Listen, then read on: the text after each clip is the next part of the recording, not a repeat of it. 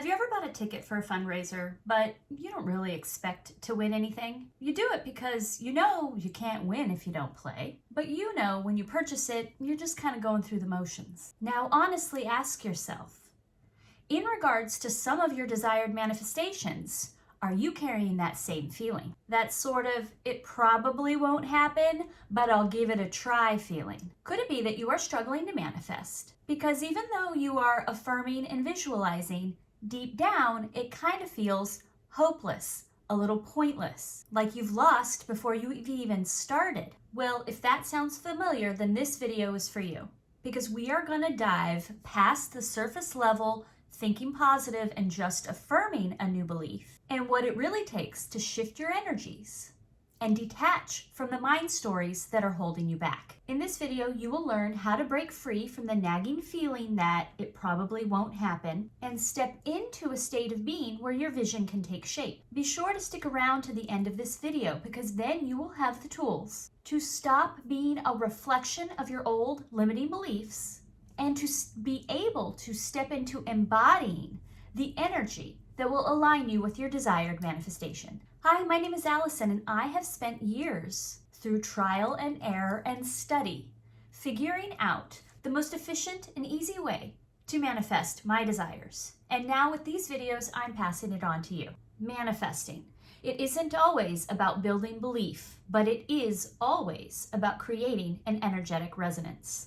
So what does that mean? Well, in order to figure out how to feel empowered and aligned in our belief that our manifestation can happen for us, we first need to discuss what is a belief anyways. You've probably heard Abraham Hicks say, a belief is just a thought you keep thinking.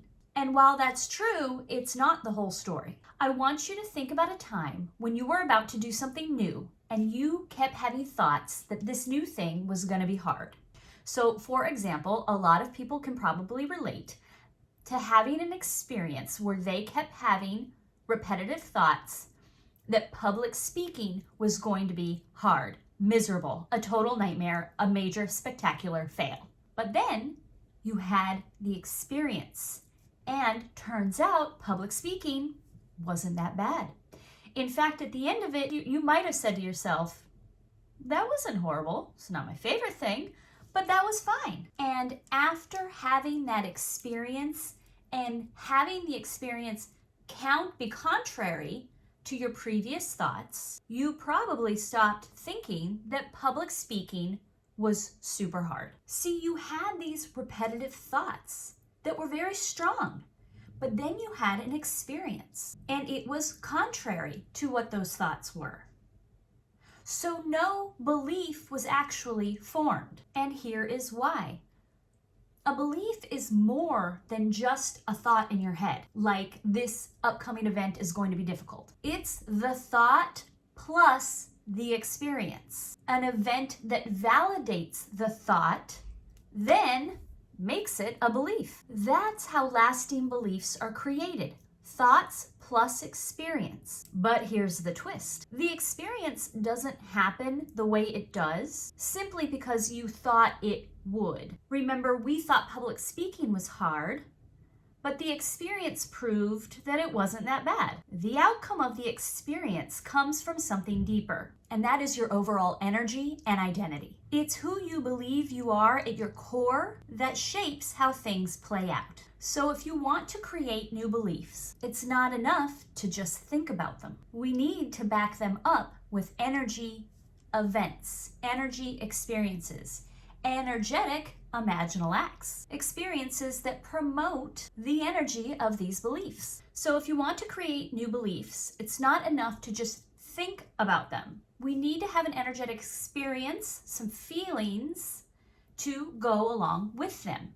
You don't have to create an experience of it. How can I know what $1 million feels like if I can't experience it yet? We create the feeling. That's the imaginal act. We need to elevate our energy importance, the experience part, plus our thoughts to create the new belief that will allow us to embody this identity that matches. So it's kind of a two-part process to build the beliefs. We've got thoughts plus experiences. So first up, let's discuss thoughts. So part one, our thoughts. And let me start with a story. So my husband loves to play lotto scratchers. And every time we're at a gas station, he buys some and he's like, come on, get one. So I do. I put the $5 in and I get my scratcher. But I'm not excited. I don't feel optimism or a lot of energy or feelings at all towards it. Because deep down, I don't think I'm going to win. The truth is, whenever I participate, I'm not playing to win. I'm just going through the motions. Why? Because I have a mind story. I have an identity that says I'm not lucky in that way. Even though my husband gets nice payouts, I can't seem to shake that limiting belief. And maybe you have a similar story about a current desire where you can't seem to shake this sort of, I'm going through the motions because I do want it, but ultimately I just don't feel like it's true for me. So here's what we need to unpack from that story. Number one, you are not your thoughts or your identity. Most people believe their limiting beliefs are who they are. But let me stop you right there, because you are not your thoughts. As Eckhart Tolle says, the beginning of freedom is the realization that you are not the thinker.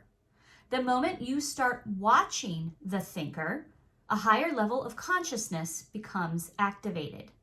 Your limiting thoughts and beliefs are just a mind story that has become belief because you have internalized it as your identity, and therefore you've had experiences that prove it. We have carried this mind story into our life events and circumstances, relationships, and those things have played out in accordance to this thought-based limiting belief mind story. And we have falsely believed that it's our true nature, that this mind story is our I am, but it's not. That story isn't you. It's a persona you've been wearing like a mask. And like a mask, you can take it off at any time. Part number two, our thoughts rule our identity because they're based on energy. A lot of times we think we are our thoughts.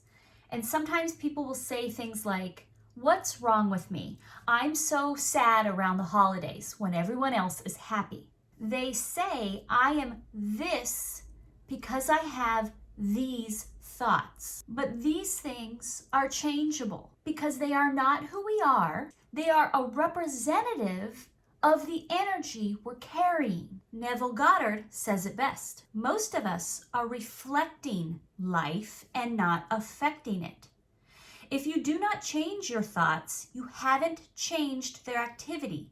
And if you do not change their activity, the conditions of your life cannot change, for they are only bearing witness to the interaction of your mind. Thoughts are based on the undercurrent of your energy vibration, and they are telling the story of your energetic state of being. And by default, most people are simply reflecting life, the circumstances they find themselves in. And so they internalize these thoughts as who they are because they are simply reflecting the mind story. When we know this, then we know we can give ourselves a new mind story and detach from the old one. So the lesson is, will we allow our limiting belief mind story to run the show, or will we step into our internal power as reality creator? Here's the thing that seemingly makes it difficult. Your limiting belief mind story has more energy momentum. It has more energy and flow and attention than your desired reality has, than your new belief. That's why it feels so uncontrollable. To break free, you've got to change your thought activity in order to change your reality.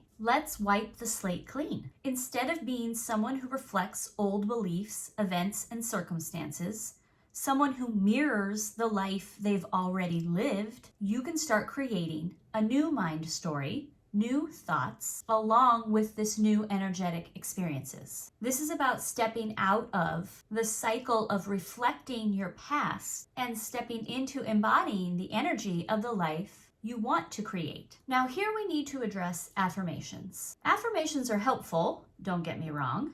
They're like guardrails to keep your mind and energy focused on your desired outcome. But affirmations alone won't change your life if the underlying current and identity are not aligned. As Goddard and Tolle say, real change doesn't come from just repeating words or thinking thoughts. It comes from detaching from your old mind story and embodying the feelings and energy experience of your new vision. Affirmations are just a thought, but we know that beliefs are thoughts plus experiences. So you can't override a belief that's got energy experience with just a thought. It's only part of the equation. Here's why we need this other part of the equation. We need the energy experience in addition to changing our mind story, because the current reality has a lot of momentum built up.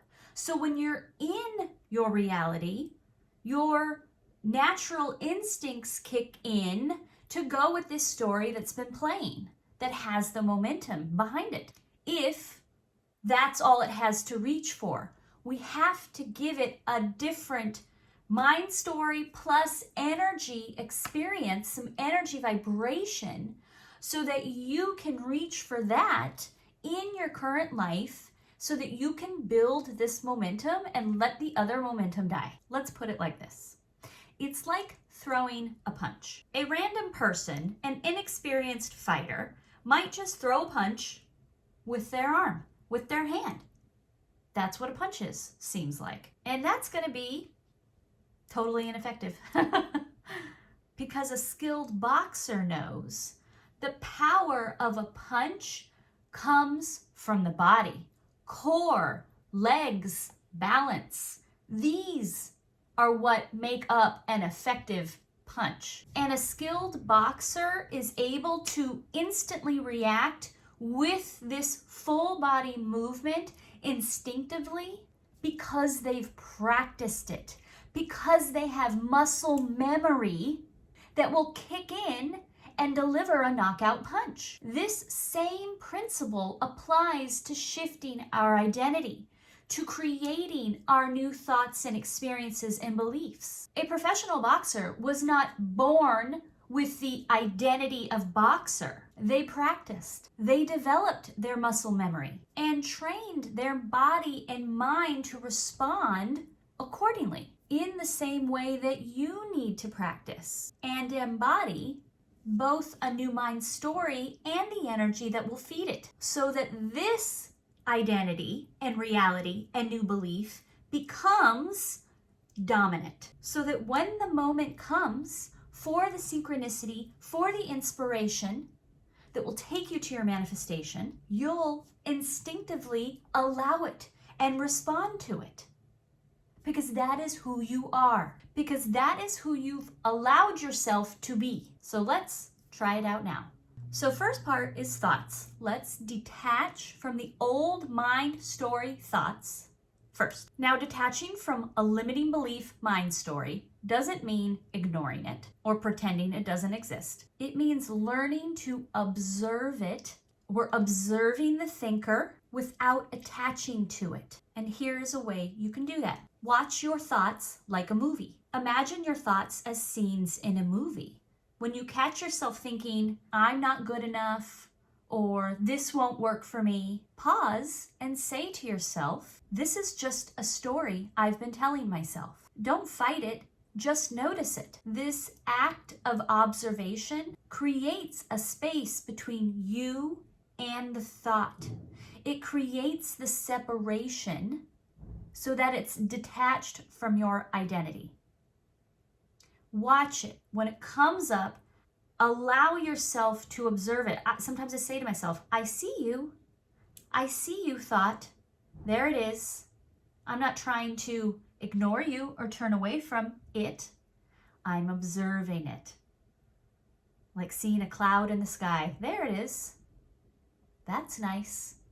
Moving on. Now, shift the spotlight to the news story. Once you've created this act of observation, once you've created this act of observing the thought, create a new thought. Think about what you want to create and not what you're trying to avoid. Instead of things like, I'm stuck, I'm frustrated, this isn't happening fast enough, try, I am someone who is learning and growing every day. Notice that we're practicing detachment here, not toxic positivity, not trying to bury the thought. We're not trying to ignore it or pretend it doesn't exist. We're simply seeing it as a thought, mind, story that exists beyond me. Now that we've examined the thought, mind story, we can focus on energetic experience. We need to create some energetic resonance with our vision, with our new choice, with our new belief. To manifest your desire, you need to bring the feeling of your vision into the now. What does the energy of your successful manifestation feel like? We need to practice embodying and calling up that feeling and create that muscle memory as often as we can. We need to practice our vision. Hold the vision. Make it strong through practice and repetition. And for help with creating the energetic state of being of your vision, I would recommend you watch this next video that has a free downloadable PDF workbook that will help you create a vision vibration, so that together with detaching from your old mind story and creating this vision vibration, your manifestation has to come to you. It is universal law, and I hope that this video was helpful to you. If there are any points of this video that you would like further clarification or for me to dive in deeper, please let me know. If you have any other ideas for videos, I am all ears, because I am here to help you live the life you want to experience. And I look forward to bringing you more videos. Thank you.